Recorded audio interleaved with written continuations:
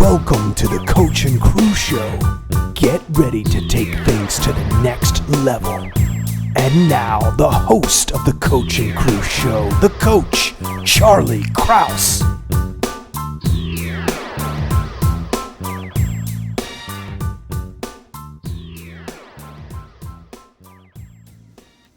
And welcome to the Coach and Crew Show, where we are beginning the countdown. And not only the countdown, we are now fully underway in college football season. Week 1 is here. So as you can see, each week I'm going to represent a different team. If you don't like the team I'm representing, 2 things. 1, too bad. 2, show me something. Contact me. Send me whatever, and I'll display it if it's a display item. If you want to get me a shirt, I'll wear it. But we're here for you as well. So we'll start with Arizona State. Why? Because I'm a Sun Devil Jerry. I've been wanting to say that for years. Okay, this show, yes, we're going to end with our picks. We're also going to have a special Game Day tradition segment where I choose a team at random, and I'll show you some little footage of that. But first, to help us profile and preview the big game of the weekend, and by weekend I mean Monday night at 8 o'clock on ESPN, representing both Navy and BYU, we'll have Mike James of the MidReport representing the Navy midshipmen. Most of his interview you can find on our podcast, oh, by the way. Download that from Spotify or Apple. And then representing BYU, we have Michael Sorensen. So we're going to play those for you first. Then we're going to get into some traditions, and then we're going to end with picks. So, real simple, but I'm sure you'll have a big answer. Finish this sentence for me. Navy will beat BYU if. Navy will beat BYU if they control the clock. And that's kind of a standard answer for the way Navy wins games.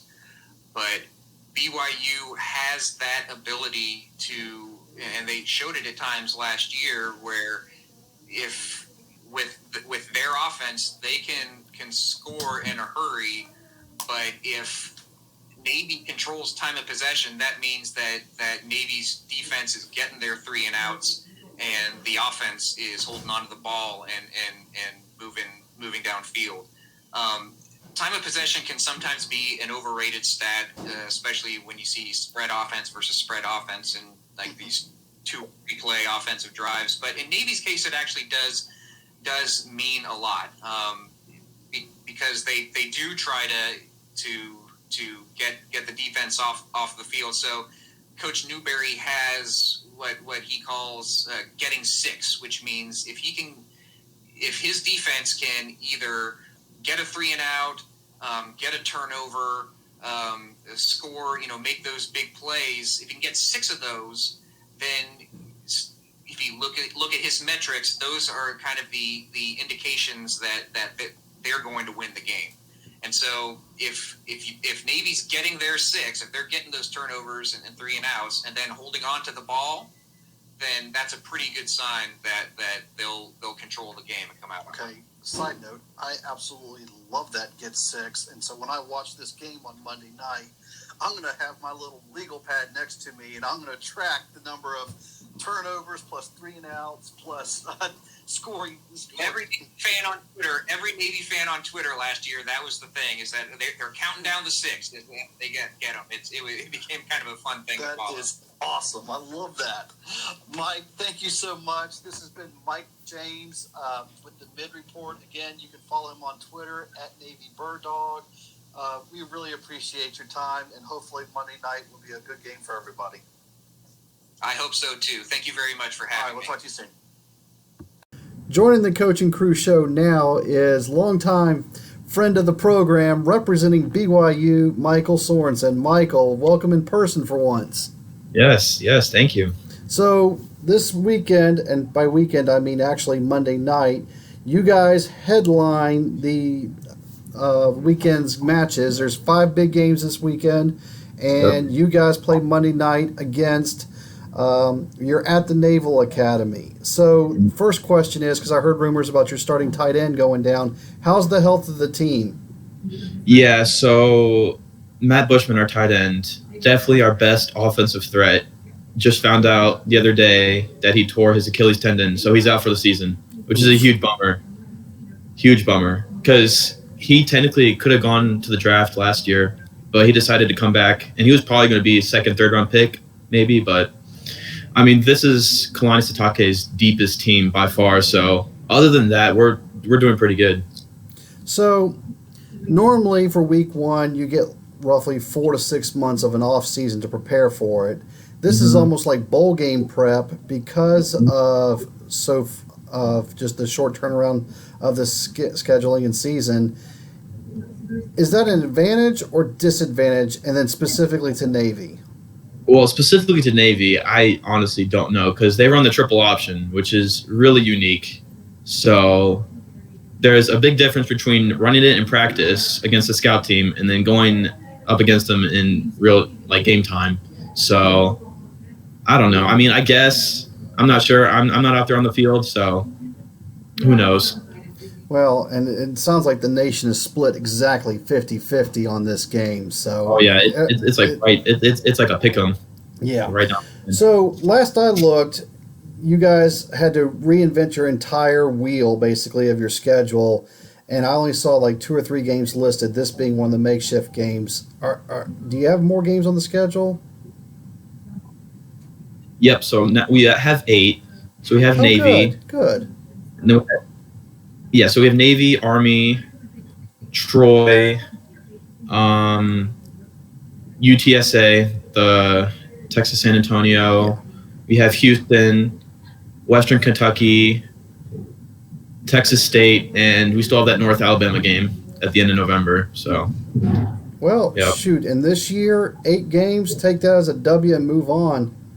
Yeah, for real. Because honestly, I think Tom Homo, our athletic director, probably has one of the hardest jobs in the country right now. Because we don't have a conference, so it's not like we're with the ACC or, Big 12 and already have a schedule kind of set up. He's had to go out and find games. And the Navy game, literally, it only took like a few hours for them to set it all up. From him calling Navy and getting ESPN and all that, it only took a few hours to get the game set up. So I've been really impressed with how he's handled the schedule so far. Well, luckily, everybody else is looking for games, and you guys might be the perfect fit for pretty much almost every team. So, yep. Whatever. One last question, Michael, before we let you go, and I want you to finish this sentence.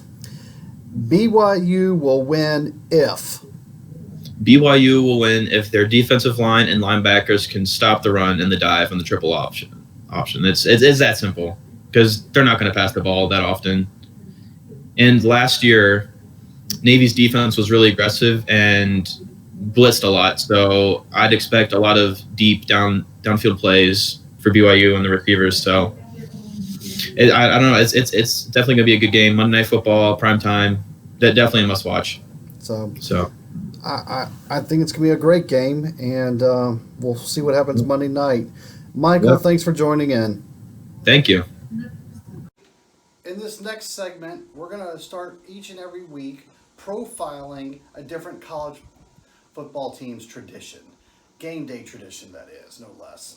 So, yes, spoiler alert, I think you figured it out where we're going to start with. We're going to good old Rocky Top. I'm Tara with the Vol Navy, and I'm going to show you why Tennessee is the legend of sailgating. Welcome to Knoxville!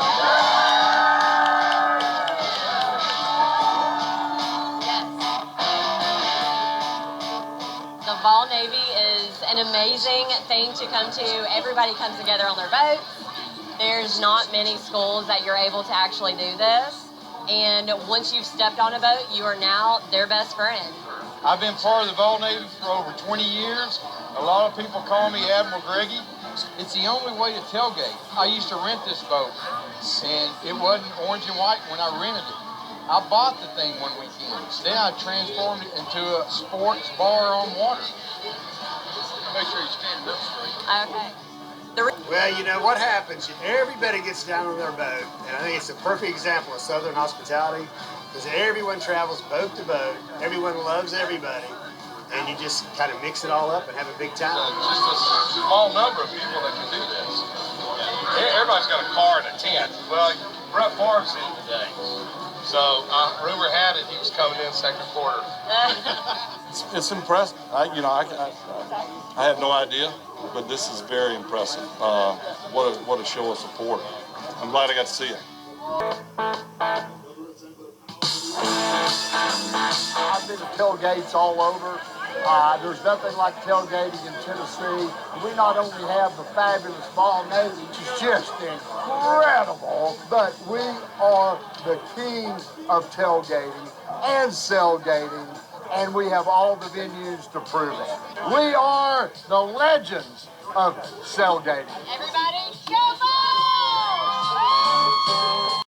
Smokey is truly college football's top dog. This canine is one of a kind and has become a treasured family member to Vol fans nationwide.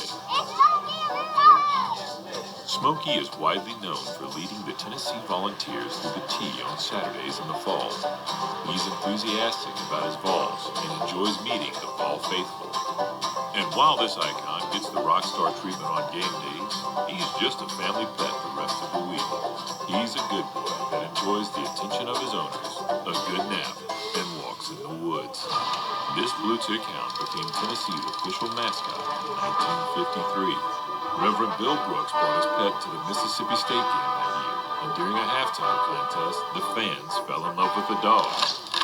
Since that day, the family has shared their beloved Smokey with the rest of Vol Nation. On game days, he can be seen visiting tailgates, leading fans, and leading the Vols into battle.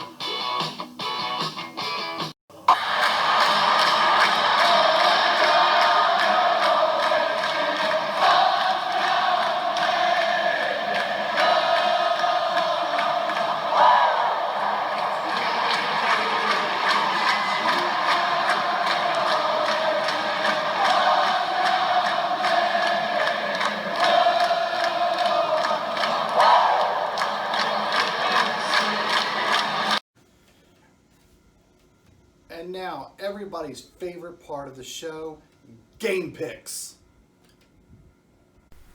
Both teams come into this season looking for a bounce back season. Army finished the year 5-8. Middle Tennessee went 4-8. So neither one of them were happy with the results from the 2019 season.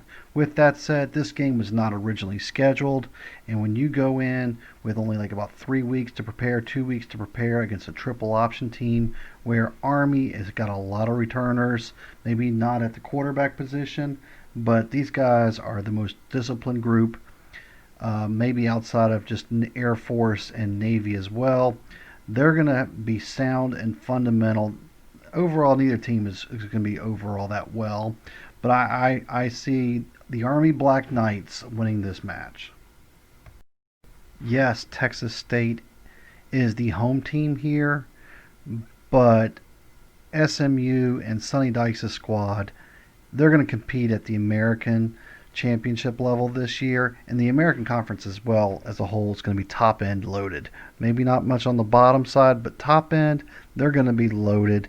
They have Shane Buechele returning as quarterback here for his senior year. He was the kid at Texas his freshman year, if you remember that. I don't see this one being close at all. I see SMU, they're coming from Dallas, so it's not like it's even that far of a road trip. And they're going to put up some points on who's going to probably be one of the bottom feeders in the Sun Belt Conference, Texas State. Arkansas State, believe it or not, has been to a bowl game 9 consecutive years. That's a 9, N-I-N-E, and that's with about 4 or 5 different head coaches in that time frame. Yes, Memphis has a brand new head coach. I think this game's going to be closer than most people think. Arkansas State's going to hold their own. They're going to put up a few points, but I think Memphis will, for not just survive in advance, but win.